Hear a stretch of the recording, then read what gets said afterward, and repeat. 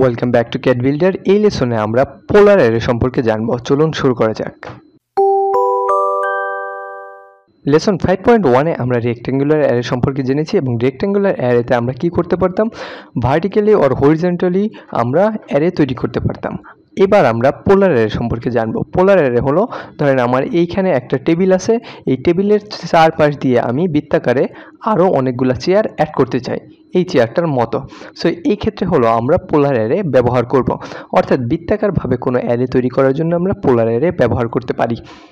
So আমি এই চেয়ারটাকে অনেকগুলো কপি করতে যাচ্ছি, অ্যারে করতে যাচ্ছি। সো আমি এটাকে সিলেক্ট করি, তারপর এই যে আমার অ্যারেটা আছে সেখানে গিয়ে আমি পোলার অ্যারেটাকে সিলেক্ট করি।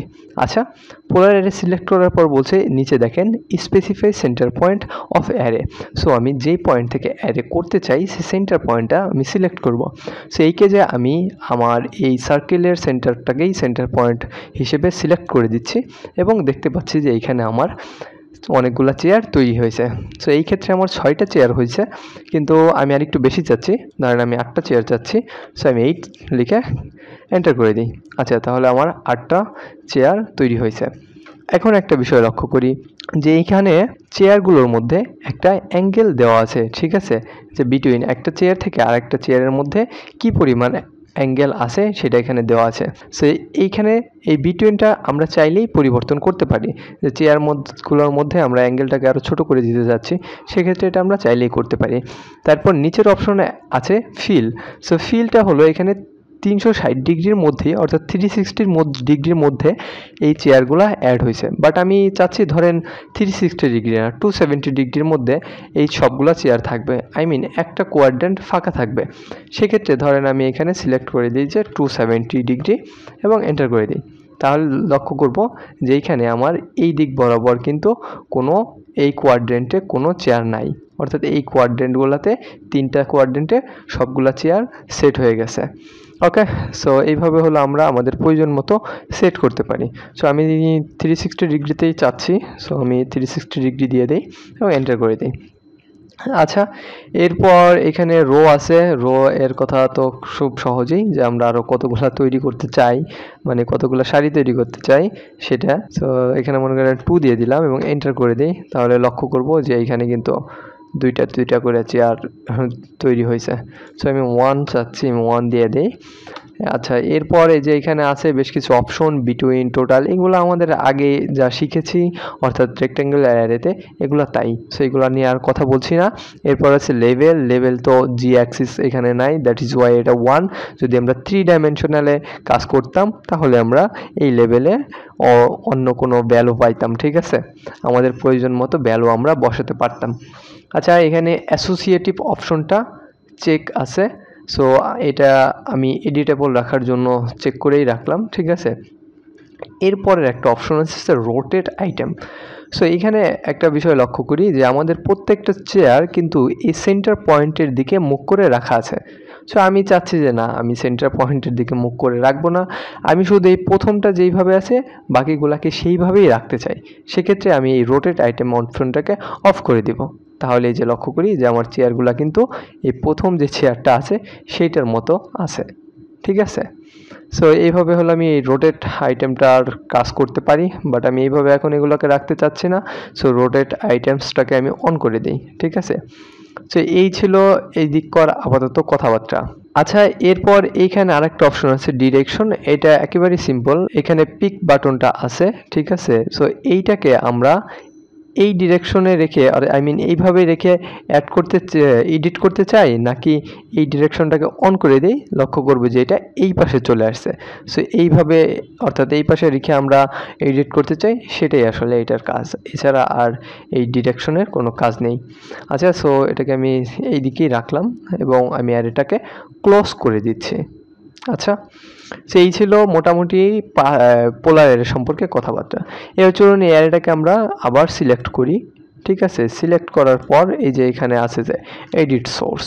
তো ধরেন আমরা তো আগে রেক্ট্যাঙ্গুলার অ্যারেতে এডিট সোর্স অবজেক্টকে এডিট করেছিলাম, এটাকেও এডিট করি। সো এটাকে এডিট দিলাম। এরপর আমি এই পয়েন্টটাতে, অর্থাৎ এইটা এডিট করতে যাচ্ছি, এইরকম আসলে আমি এটাকে ওকে দিয়ে দিব। তারপর এখানে ধরেন আমি একটা কুশন রাখতে চাচ্ছি, অর্থাৎ আমরা বালিশ রাখি না চেয়ারের উপর, ধরেন ওই রকম একটা বালিশ রাখতে চাচ্ছি। সো আমি বৃত্তাকার বালিশ রাখতে চাই এখানে। সো এটা এই পয়েন্টে রেখে আমি একটা সার্কেল ড্র করে দিলাম। আচ্ছা, এবং এইটাকে আমি সেভ করার জন্য কি করব, এই যে ডান দিকের কর্নারের এডিট অ্যারের এখানে গিয়ে আমি সেভ চেঞ্জ দিয়ে দেব। আচ্ছা, তাহলে কিন্তু আমার হয়ে গেছে। সো একটা বৃত্তাকার কিছু একটা এখানে আমি অ্যাড করে দিছি। সেভাবে আমি এটাকে এডিট করতে পারি।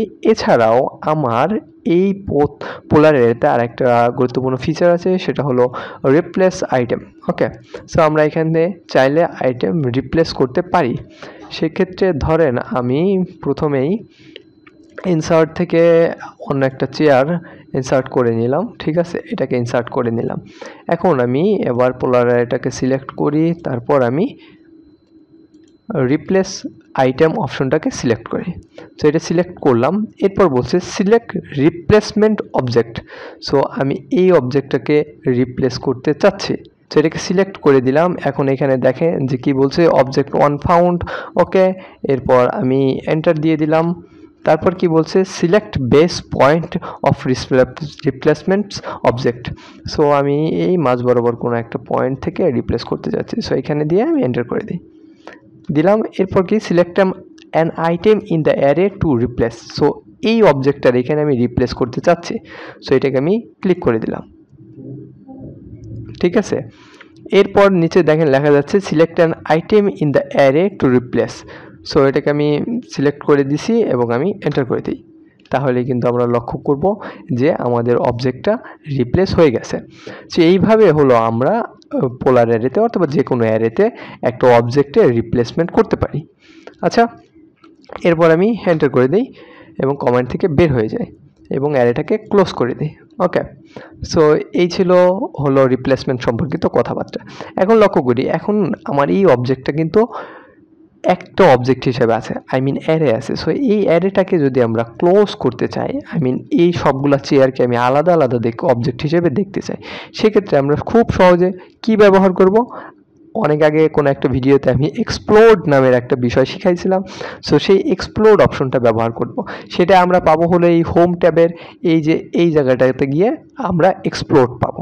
সো আমি এখন এখান থেকে ব্যবহার করছি না, এটার একটা শর্টকাট কমান্ড আছে, সেটা হলো আমরা যদি এক্স লিখি তাহলে আমরা দেখব যে চলে আসছে এক্সপ্লোড। সো এক্স লিখে আমি এন্টার করে দেব। আচ্ছা, তাহলে আমরা দেখব যে এবার প্রত্যেকটা চেয়ার আলাদা আলাদা হয়ে গেছে।